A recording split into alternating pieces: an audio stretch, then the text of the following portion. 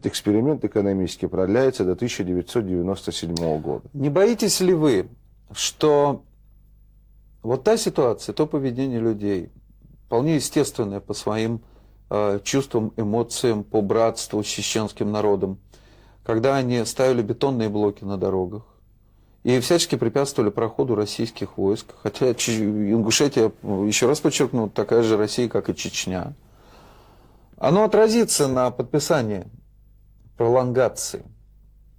То есть экономически, вы понимаете, Понимаю, да? вот, будете блок себя вести, Владимир, денег не понимаю. будет.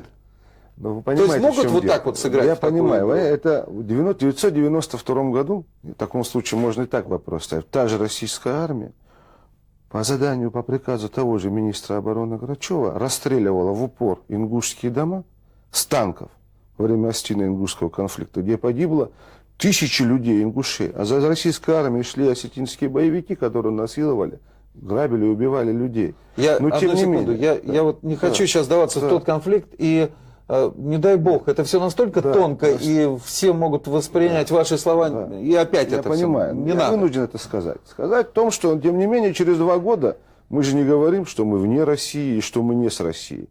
Мы россияне такие же, как и все. Но мы имеем определенную точку зрения, это имею я лично, имеет президент На те события, Аушев, на те события, которые происходят в Чечне. Я еще раз